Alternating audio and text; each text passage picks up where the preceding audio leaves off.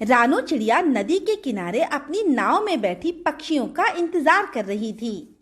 रानू चिड़िया की नाव में पक्षी नदी के एक किनारे से दूसरे किनारे तक सफर किया करते थे और बदले में रानू चिड़िया को कुछ पैसे दे दिया करते थे। लेकिन अब रानू चिड़िया की नाव में ज्यादा पक्षी ना बैठा करते और वो उड़कर ही नदी पार कर लिया करते थे। एक दिन एक कौवा और कौवी रानू चिड़िया के पास आते हैं और कहते हैं, बहन जी, हमें नदी के दूसरे किनारे तक जाना है, क्या आप हमें ले चलोगी? अरे भाई साहब, मैं यहाँ पर आप लोगों को नदी पार कराने के लिए ही तो बैठी हूँ। आइए बैठिए नाव में। अरे बहन, पहले ये तो बताओ कि नदी पार कराने के कितने पैसे लोगी? बहन जी, केवल 10 रुपए। कौवा और कौवी रानू चिड़िया की नाव में बैठ जाते हैं और खूब आनंद लेने लगते हैं। तभी कौवी अपने पति से कहती है, पति जी, हम उड़कर तो रोज ही नदी पार करते हैं, लेकिन जो मजा नाव में बैठकर नदी पार करने का है, वो मजा उड़कर पार करने में बिल्कुल नहीं आता। हाँ, ये तो ठीक कहा तुमने। लो जी, आ गया नदी का दूसरा किनारा। कौवा और कौवी रानू चिड़िया को 10 रुपए देकर वहां से चले जाते हैं। तभी रानू चिड़िया को एक बूढ़ा कबूतर आवाज देकर रोकता है और कहता है, बेटी, मुझे अपनी नाव में ले चलो, मुझे पास वाले टापू के नदी किनारे तक जाना है। हाँ, वो बात तो ठीक है, लेकिन मुझे पास वाले टापू का रास्ता नहीं मालूम है। बेटी, मुझे पास वाले टापू का रास्ता मालूम है, बस तुम मुझे अपनी नाव में बैठा लो। रानू चिड़िया बहुत ही अच्छी थी। वो उस बुढ़े को अपनी नाव में बैठा लेती है और उसके बताए अनुसार टापू तक जा पहुंचती है। टापू पर उतरकर बुढ़ा कबूतर कहता है, बेटी, मेरे पास तुम्हें देने के लिए पैसे तो नहीं है। कोई बात नहीं, आप सही सलामत अपने घर पहुंच गए, यही काफी है। रानू चिड़िया अपनी नाव को मोड़ती है। तभी बूढ़ा कबूतर उससे कहता है, बेटी, मैं तुम्हारे नर्म व्यवहार के कारण तुमसे बहुत खुश हूँ। मेरे पास तुम्हें देने के लिए कुछ है, जरा आओ मेरे साथ। रानू चिड़िया बुढ़े कबूतर के पीछे चल पड़ती है। तभी रानू चिड़िया की आंखें पीले सोने के जैसे चमक उठती हैं। वो देखती है कि उसके सामने सोने के आम का एक पूरा बाग था। तभी बूढ़ा कबूतर कहता है, बेटी, तुम अपने बच्चों के लिए कितना कष्ट उठाती हो। तुम्हारा जितना मन चाहे उतने सोने के आम ले जाओ, ताकि आज से तुम्हें इस तरह मजदूरी ना करनी पड़े और तुम अपना आगे का जीवन खुशी से बिता सको। और हाँ, जब कभी भी तुम्हें और सोने के आम की जरूरत हो तो यहाँ आकर ले जाना, लेकिन कभी भी इसके बारे में किसी को ना बताना। ठीक है, आपने जैसा कहा है मैं वैसा ही करूंगी। मैं कभी भी किसी को सोने के आमों के बारे में नहीं बताऊंगी। रानू चिड़िया ढेर सारे आम अपनी नाव में रखकर और उस बूढ़े कबूतर का धन्यवाद करके अपने घर लौट आती है और रानू चिड़िया अब से नाव चलाना छोड़ देती है और वो अपने दोनों बच्चों का अच्छी तरह से पालन पोषण करने लगती है और उनके साथ मिलकर खुशी खुशी अपना जीवन बिताने लगती है। तो दोस्तों, कैसी लगी आपको हमारी कहानी? अगर पसंद आई हो तो लाइक, शेयर एंड सब्सक्राइब करना ना भूलें और ऐसी ही दिलचस्प कहानियां देखने के लिए बने रहें हमारे चैनल पर। दूर कहीं एक जंगल में सारे पशु पक्षी मिलकर रहते थे। सर्दियों का मौसम आने वाला था। तभी मौसम की जानकार पक्षी उल्लू ने सभी को खबरदार करते हुए ऐलान किया, सुनो सुनो सुनो, हर साल की अपेक्षा इस बार ठंड ज्यादा पड़ने वाली है, इसीलिए ठंड में अपने रहने और खाने की तैयारी कर लें। सारे पक्षियों ने सूचना देने वाले पक्षी की बातों को अनसुना कर दिया, लेकिन रानू चिड़िया ने उसकी बात को ध्यान से सुना। रानू चिड़िया अपनी पड़ोसी पंछियों से कहने लगी, मेरे प्यारे साथियों, हमें उल्लू की बातों को सीरियस लेना चाहिए, हमें अपने घोंसले पक्के कर लेने चाहिए। अरे रानू, तू भी ना जबरदस्ती परेशान होती है। अरे ठंडियां यूं ही निकल जाएंगी और वैसे भी हमारे घोंसले तो पक्के ही हैं। अरे नैना चिड़िया, ऐसी बात नहीं है, ज्यादा ठंड पड़े या ना पड़े हमें तैयार रहना चाहिए। अच्छा, अब मैं चलती हूँ, मुझे अपने घोंसले को पक्का करना है। और रानू चिड़िया अपने घोंसले की मरम्मत करने लगती है। थोड़े ही दिनों बाद वो अपना घोंसला पक्का कर लेती है। मेरा घोंसला अब पक्का हो गया। अब अगर ज्यादा ठंड भी पड़ेगी तो मेरे लिए कोई चिंता की बात नहीं। लेकिन हाँ, अब मुझे सर्दियों के लिए दाना भी इकट्ठा कर लेना चाहिए। ऐसा कहकर रानू चिड़िया दाना इकट्ठा करने चल पड़ती है। रास्ते में उसे कालू कौवा मिलता है। अरे रानू चिड़िया, कहाँ जा रही हो? लगता है बहुत जल्दी में हो। हाँ हाँ कालू भैया, सर्दियाँ आने वाली है ना, इसीलिए मुझे अपने लिए दाना इकट्ठा करना है। अरे लेकिन ये कौन सी बड़ी बात है, सर्दियाँ तो हर साल आती और जाती हैं। हाँ कालू भैया, पर जंगल के सूचना पक्षी ने सूचना दी है कि ठंड अब बहुत पड़ने वाली है। मुझे सर्दियों में ज्यादा परेशान न होना पड़े, इसीलिए मैं सर्दियों की तैयारी में लगी हुई हूँ। और मुझे तो ऐसा लगता है कि आपको भी सर्दियों की तैयारियां कर लेनी चाहिए। अरे रानू चिड़िया, अपने बारे में सोचो। मुझे अपने बारे में सोचना आता है, मेरी चिंता मत करो तुम। ठीक है कालू भैया, मैं तो बस आपको सूचना दे रही थी, बाकी आपकी मर्जी, मैं चलती हूँ। ऐसा कहकर रानू चिड़िया वहाँ से चली जाती है। कुछ दिन बीत गए, फिर वैसा ही हुआ जैसा सूचना पक्षी ने सूचना दी थी। ठंड बहुत कड़ाके की पड़ने लगी। ठंड इतनी पड़ने लगी कि नदी का पानी भी जम गया और सारे पेड़ पौधों पर बर्फ पड़ने लगी। रानू चिड़िया अपने घोंसले में बैठकर सोच रही थी, अच्छा ही हुआ जो मैंने ठंडियों की तैयारी कर ली और दाना भी इकट्ठा कर लिया। रानू अपने घर में आराम कर रही थी, तभी बाहर किसी के दरवाजा खटखटाने की आवाज आई। अरे, इस समय दरवाजे पर कौन हो सकता है? और ये सोचते हुए रानू ने दरवाजा खोला तो देखा कि बाहर कालू कौवा बैठा हुआ था। अरे कालू भैया, क्या बात है, आप इतनी रात गए मेरे घर क्यों आए हैं? रानू, तुमने सही कहा था, लेकिन मैंने ही तुम्हारी बात पर ध्यान नहीं दिया। इस साल ठंड सच में ज्यादा है। तुम क्या आज के लिए अपने घर में मुझे रहने दे सकती हो? मैं कल ही अपना घोंसला पक्का कर लूंगा। ठीक है कालू भैया, लेकिन बस आज के लिए मैं तुम्हें रहने दे रही हूँ और कल आप अपना घोंसला ठीक कर लेना। हाँ रानू, मैं कल तुम्हें परेशान बिल्कुल नहीं करूँगा। अब कालू कौवा अंदर आ जाता है और रानू के घोंसले में जाकर सो जाता है। अब रानू चिड़िया मन में सोचती है, हाँ बस एक दिन की ही तो बात है, फिर कल ये चला जाएगा। और यही सोचकर रानू एडजस्ट करके कहीं और सो जाती है। जैसे ही रानू सो जाती है, तभी कालू कौवा उठ के बैठ जाता है और फिर रानू चिड़िया का खाना खाने लगता है। अरे वाह, मुझे तो बने बनाए घर में पनाह मिल गई और ऊपर से खाने के लिए ये दाना भी। अगर रोज ऐसा होता तो कितना अच्छा होता। ये कहकर कालू कौवा सारा दाना चट कर जाता है और फिर सो जाता है। फिर सुबह हो जाती है। कालू कौवा अपनी मस्त नींद में घोड़े बेच के सो रहा था। रानू उसके जागने का इंतजार कर रही थी। अरे वाह रानू, तुम्हारा घर तो बहुत अच्छा है। अच्छा, अब मैं चलता हूँ, तुम्हारा बहुत बहुत धन्यवाद। ये कहकर कौवा वहाँ से चला जाता है। रानू ने अपना अनाज नहीं देखा और वो बाहर चली गई। अब रानू सारे पड़ोसी पक्षियों से मिली। वो सभी ठंड के बारे में ही बातें कर रहे थे। कल रात तो बहुत ठंड थी। जैसे रानू ने अपना घोंसला पक्का किया, हमें भी कर लेना चाहिए था। हाँ बहन, तुम सच कह रही हो, लेकिन चलो हम सब मिलजुल कर एक दूसरे का घोंसला पक्का करवाते हैं। ठंड तो आज रात में भी पड़ सकती है ना। और ऐसा कहकर सभी पक्षी अपना अपना घोंसला बनाने की तैयारी में और एक दूसरे की मदद करने में लग गए। जब रानू चिड़िया घर लौट रही थी तो उसने देखा कि कालू कौवा आराम से बैठा है। अरे कालू भैया, क्या आपने अभी भी अपना घोंसला नहीं बनाया? अरे नहीं लाडो रानी, कल ठंड ज्यादा थी, जरूरी थोड़ी ना है कि आज भी ठंड ज्यादा हो। ठीक है कालू भैया, जैसी आपकी मर्जी, मैं चलती हूँ। रात होने ही वाली थी। रानू जल्दी जल्दी उड़कर घर आई।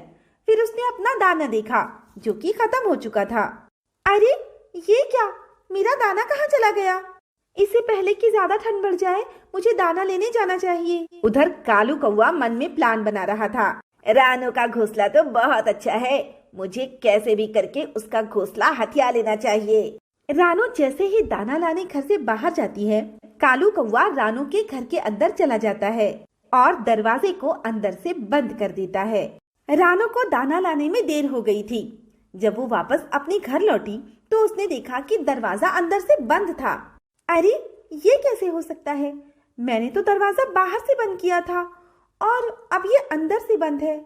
आखिर मेरे घर के अंदर कौन जा सकता है? अब रानो ने खिड़की से झांक कर देखा तो उसे कालू कौवा आराम से घोंसले में बैठा दिखाई दिया। रानो ने आवाज लगाई, कालू भैया, मैं रानो, दरवाजा खोलिए, मैं वापस आ गई हूँ। कालू ने रानू की बातों को सुनकर अनसुना कर दिया। रानू ने फिर से आवाज लगाई, कालू भैया, मेरी बात सुनिए, बाहर बहुत कड़कड़ाती ठंड है, मैं तो जम जाऊंगी, मुझे अंदर आने दीजिए, हम दोनों साथ में मिलकर रह लेंगे, दरवाजा खोलिए कालू भैया। कौन हो तुम? चली जाओ यहाँ से, मैं किसी रानो को नहीं पहचानता और मैं किसी भी अनजाने पक्षी को अपने घोंसले में नहीं ले सकता। लेकिन कालू भैया, मैं तो रानो हूँ और ये घोंसला तो मेरा ही है। और भूल गए आप, मैंने ही तो आपको कड़कड़ाती ठंड में अपने घोंसले में जगह दी थी। कालू ने रानू की कोई बात नहीं सुनी और वो सो गया। अब रानो चिड़िया बाहर ही खड़ी थी। अब उसके अंडे देने का समय भी करीब करीब ही था। तभी उसके पेट में दर्द होने लगा। अब मैं क्या करूं, कहाँ जाऊं?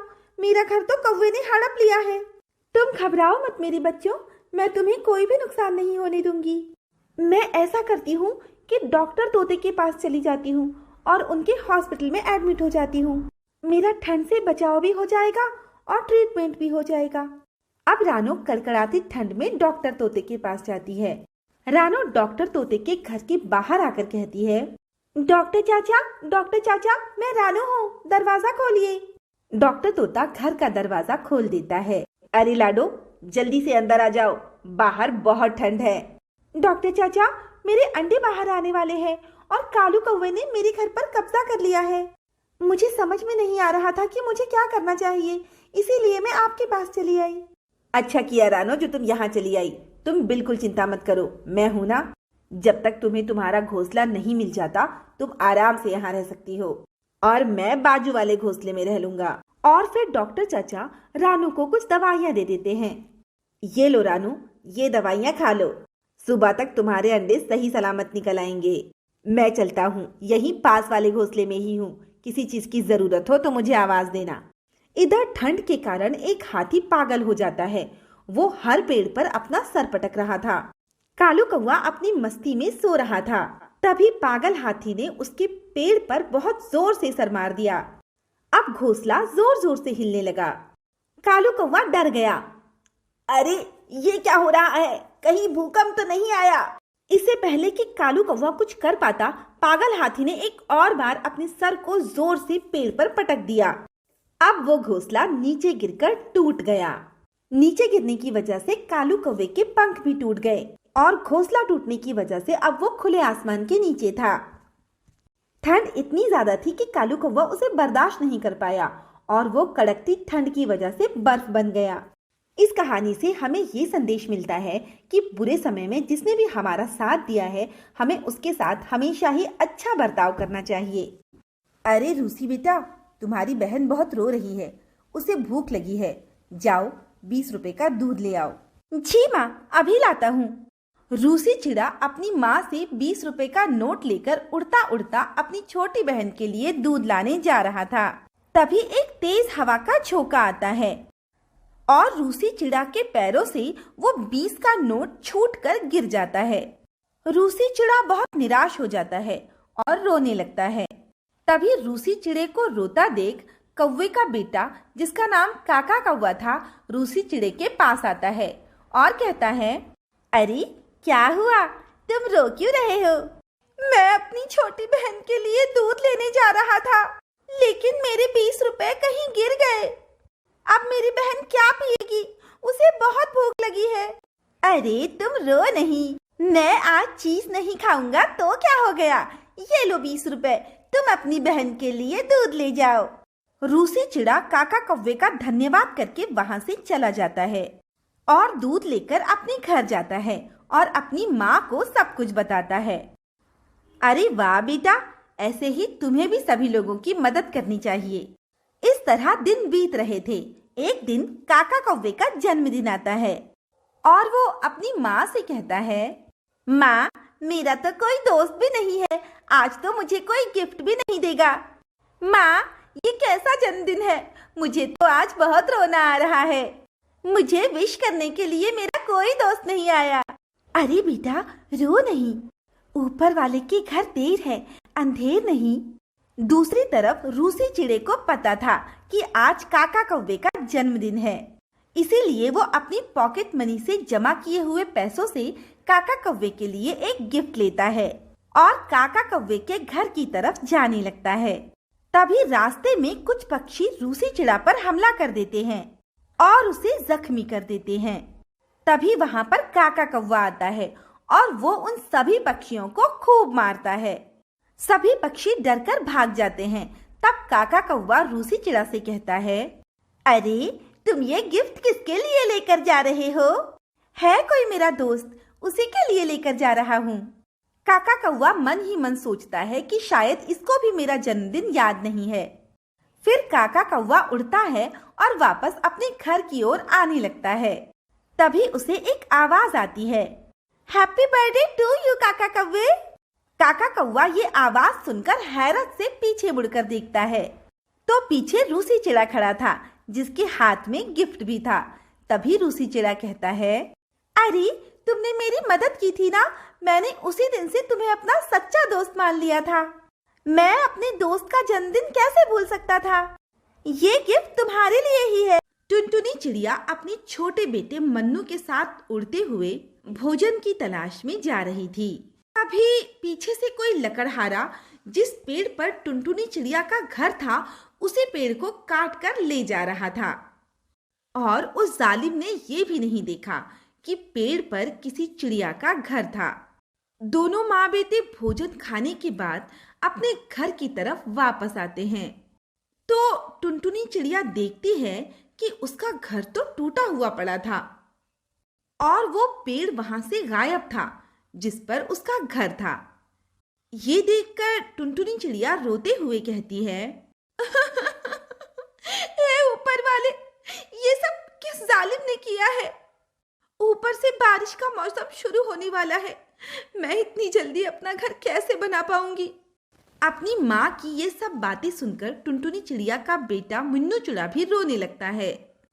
तभी आसमान में काले बादल छाने लगते हैं और धीरे धीरे तेज बारिश शुरू हो जाती है और तब टुनटुनी चिड़िया अपने बेटे मुन्नू चिड़ा को लेकर सर छुपाने की जगह ढूंढने लगती है और उड़ते हुए अपनी दोस्त गोरी कौवी के पास जाती है और कहती है, गोरी बहन, किसी जालिम ने मुझसे मेरा घर छीन लिया है। मुझे इस बारिश में सर छुपाने के लिए जगह चाहिए। क्या मैं इस बारिश में अपने बेटे के साथ बारिश रुकने तक आपके घर रह सकती हूँ? बारिश रुकते ही मैं अपने लिए कोई घर बना लूंगी। अरे, मैं तुम्हें अपने घर में क्यों रहने दूं? आखिर मेरे भी तो छोटे छोटे बच्चे हैं। मैं उन्हें अपने घर से निकाल दूं क्या? मैं तुम्हारी कोई मदद नहीं कर सकती। मैं तुम्हें कोई जगह नहीं दे सकती। अपनी दोस्त से इस तरह की बातें सुनकर टुनटुनी चिड़िया को बहुत बुरा लगता है और वो शांत होकर उसी बारिश में उड़ते उड़ते अपने बेटे के साथ रानू चिड़िया के घर जाती है और कहती है, रानू बहन, इस बारिश से मेरा और मेरे बेटे का बहुत बुरा हाल है। ऊपर वाले के लिए मुझे थोड़ी देर अपने घर में जगह दे दो। जैसे ही बारिश रुक जाएगी मैं अपना कोई ठिकाना ढूंढ लूंगी। रानू चिड़िया को टुनटुनी चिड़िया और उसके बेटे की भीगी हुई हालत देखकर उन पर दया आ जाती है और वो उन दोनों को अपने घर के अंदर आने देती है और फिर आग जलाकर उन्हें खुद को गर्म करने के लिए कहती है। फिर बारिश रुक जाती है और टुनटुनी चिड़िया अपने बेटे को लेकर अपना घर बनाने में लग जाती है और उसी वक्त वहां रानू चिड़िया भी आ जाती है और वो टुनटुनी चिड़िया की उसका घर बनाने में मदद करती है। इस तरह टुनटुनी चिड़िया का घर जल्द ही बनकर तैयार हो जाता है और टुनटुनी चिड़िया उसमें रहने लगती है। इसी तरह दिन बीत रहे थे। एक दिन जंगल में तूफानी बारिश आने के कारण गोरी कौवी का घर टूटकर उसी बारिश में गिर जाता है। गोरी कौवी अपने बच्चों के साथ एक पेड़ पर बैठी थी और मदद के लिए पुकार रही थी। जब टुनटुनी चिड़िया ने उसे रोते हुए देखा तो उसे उस पर दया आ गई और वो उसके पास जाकर बोली, अरे बहन, तुम क्यों रो रही हो? हम तो दोस्त हैं ना। तुम अपने बच्चों को लेकर मेरे घर आ जाओ। जब बाढ़ का पानी सूख जाए तो तुम अपने लिए कोई घर बना लेना। तब तक तुम मेरे घर रह सकती हो। टुनटुनी चिड़िया की ये बात सुनकर गोरी कौवी की आंखों में आंसू आ जाते हैं और वो टुनटुनी चिड़िया से माफी मांगने लगती है और फिर टुनटुनी चिड़िया के घर रहने लगती है। और बाढ़ का पानी सूखने पर वो अपना घर बनाकर टूनी चिड़िया को धन्यवाद देकर वहां से चली जाती है और जाते समय एक बार फिर टूनी चिड़िया से अपने किए की माफी मांगती है। तो दोस्तों, कैसी लगी आपको हमारी कहानी? अगर पसंद आई हो तो लाइक, शेयर एंड सब्सक्राइब करना ना भूलें और ऐसी ही दिलचस्प कहानियां देखने के लिए बने रहें हमारे चैनल पर। बुलबुल और उबले हुए अंडे। बेटा, तुम आज घर पर ही रहना, बाहर बहुत ठंड हो रही है और मैं जरा जंगल में उबले हुए अंडे बेच कर आती हूँ। माँ, मुझे भी आपके साथ अंडे बेचने जाना है। नहीं बेटा, बाहर बहुत ठंड है, तुम घर पर ही रहना और घर का दरवाजा अंदर से बंद रखना। मैं जल्दी ही सारे अंडे बेचकर आ जाऊंगी। बुलबुल चिड़िया ये कहकर अपने घर से बाहर जाती है और आवाज लगाने लगती है, अंडे ले लो अंडे, उबले हुए गरम अंडे, ठंडे ठंडे मौसम में गरम गरम अंडे। अरे बुलबुल बहन, जरा इधर आना, मुझे 2 उबले हुए अंडे स्पेशल मसाला डालकर देती जाओ ना। बुलबुल हरियाली तोती को 2 उबले हुए अंडे देकर पैसे लेकर वहाँ से चली जाती है। दूसरी तरफ चतुर कालू कौवे की पत्नी अपने पति से कहती है, अरे कालू, मुझे भी उबला हुआ अंडा खाना है, जरा पैसे तो दो। मेरे पास कोई पैसे नहीं है, तुम्हें अंडा खाना है तो खुद जाकर खा लो।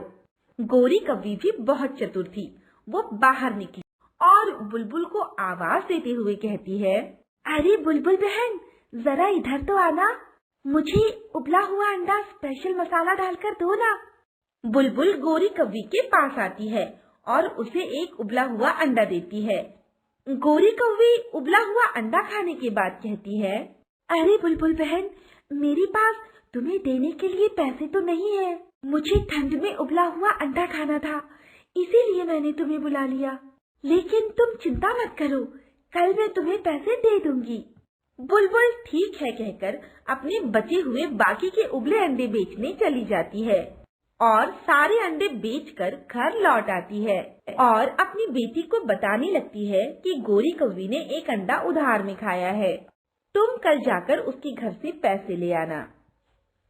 बुलबुल की बेटी रीमा बुलबुल अगले दिन गोरी कौवी से अपने अंडे के पैसे लेने जाती है तो गोरी कौवी कहती है, अरे अरे, कौन से पैसे, कौन सा उबला हुआ अंडा, मैंने तो कोई अंडा नहीं खाया, तुम मुझसे कौन से पैसे लेने आई हो?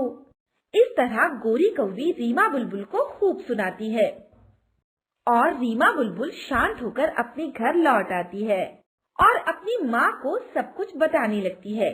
तभी बुलबुल खुद पैसे लेने गोरी कौवी के घर जाती है। बुलबुल, कल रात को जो तुमने मुझसे लेकर उबला हुआ अंडा खाया था ना, मैं उसके पैसे लेने आई हूँ। तुमने कहा था कि तुम पैसे कल दोगी, तो मैं आज लेने आ गई। अरे अरे, कौन सा अंडा, तुम माँ बेटी का दिमाग खराब तो नहीं हो गया? मैंने कोई उबला हुआ अंडा नहीं खाया, चलो जाओ यहाँ से। बुलबुल वहाँ से शांत होकर लौट आती है और रोज की ही तरह अपने उबले हुए अंडे बेचने लग जाती है। गोरी कौवी के मन में फिर से उबला हुआ अंडा खाने की इच्छा होती है, लेकिन वो शांत रहती है। अगले दिन गोरी कौवी बुलबुल की मुर्गी चुराने का इरादा करके बुलबुल के फार्म हाउस में चोरी से घुस जाती है। तभी जंगल के सभी पक्षियों को लेकर बुलबुल वहाँ पहुँच जाती है और गोरी कौवी पर हमला कर देती है। इस तरह मुर्गी चोरी करते हुए पकड़े जाने पर गोरी कौवी को उबले हुए अंडे के पैसे भी देने पड़ते हैं और फिर उसे जंगल से भी निकाल दिया जाता है। इस तरह बुलबुल को न्याय मिल जाता है, जिसके बाद वो अपनी बेटी के साथ खुशी खुशी अपना जीवन बिताने लगती है। तो दोस्तों, कैसी लगी आपको हमारी कहानी? अगर पसंद आई हो तो लाइक, शेयर एंड सब्सक्राइब करना ना भूलें और ऐसे ही दिलचस्प कहानियाँ देखने के लिए बने रहें हमारे चैनल पर। माँ, जंगल में जो मेला लगा है, मुझे उस मेले में जाना है। मेरे सभी दोस्त उस मेले में जा चुके हैं, लेकिन मैं अभी तक नहीं गया और इसीलिए मेरे सभी दोस्त मुझे बहुत चिढ़ाते हैं। मुझे भी उस मेले में जाना है माँ। आप मुझे उस मेले में ले चलोगी ना? हाँ मेरी बेटी, मैं तुम्हें ले चलूंगी उस मेले में और अब तुम्हारा कोई भी दोस्त तुम्हारा मजाक नहीं उड़ाएगा। फिर वो दोनों मेले में जाने की तैयारी करने लगते हैं। दोनों माँ बेटे मेला जाने के लिए घर से निकल पड़ते हैं। दोनों रास्ते में खूब बातें करते हुए मेले में पहुंच जाते हैं। माँ, मुझे वो झूला झूलना है। देखो, मेरा दोस्त राजू भी उस झूले पर बैठा है। ठीक है बेटा, मैं तुम्हें झूले पर बैठा देती हूँ। बंटी चिड़िया को टुनटुनी चिड़िया झूले पर बिठाकर अपनी सहेली से बातों में लग जाती है और अपने बेटे से बिल्कुल बेखबर हो जाती है। बंटी चिड़ा झूले से उतरता है, तभी उसे बिरजू चील दिखाई देता है। वो बंटी चिड़ा को खाने की चीज दिखाकर अपनी तरफ बुलाता है और बंटी चिड़ा बिना कुछ सोचे समझे और बिना अपनी माँ को बताए ही उस बिरजू चील की तरफ जाने लगता है। बिरजू चील धीरे धीरे बंटी चिड़े को काफी दूर ले जाता है और जंगल में ले जाकर उस पर जाल डालकर उसे फंसा लेता है। बचाओ, बचाओ, मुझे छोड़ दो, मुझे जाने दो। माँ, आप कहाँ हो? इस बुरे चील ने मुझे पकड़ लिया है। टुनटुनी चिड़िया अपनी सहेली के साथ बातों में लगी रहती है। उसे अपने बेटे का कोई होश नहीं रहता। तभी अचानक उसे अपने बेटे का ख्याल आता है। फिर वो अपने बेटे को चारों तरफ ढूंढने लगती है। अब टुनटुनी चिड़िया काफी परेशान हो जाती है। तभी उसे मिन्नू तोता बताता है, अरे टुनटुनी बहन, मैंने तुम्हारे बेटे को बिरजू चील के साथ जाते हुए देखा है। ये बात सुनते ही टुनटुनी चिड़िया के पैरों से जमीन निकल जाती है। फिर वो सभी पक्षियों को लेकर डाकू बिरजू चील के अड्डे की तरफ चल पड़ती है। टुनटुनी चिड़िया और बाकी पक्षी देखते हैं कि बिरजू चील ने टुनटुनी चिड़िया के बेटे को एक जाल में फंसाया हुआ था और वो मदद के लिए चिल्ला रहा था। तभी कुछ पक्षी जाल को काटने में लग जाते हैं और कुछ पक्षी डाकू बिरजू चील पर हमला कर देते हैं। इस तरह बिरजू चील की खूब शामत आती है और सभी पक्षी उसे मार मार कर जंगल से निकाल देते हैं। तब टुनटुनी चिड़िया अपने बेटे को खूब डांटती है और वो अपने बेटे से वादा लेती है कि वो आइंदा अपनी माँ को बिना बताए किसी भी पक्षी के साथ कहीं नहीं जाएगा। जिसके बाद टुनटुनी चिड़िया अपने बेटे के साथ मिलकर अपना जीवन खुशी खुशी बिताने लगती है।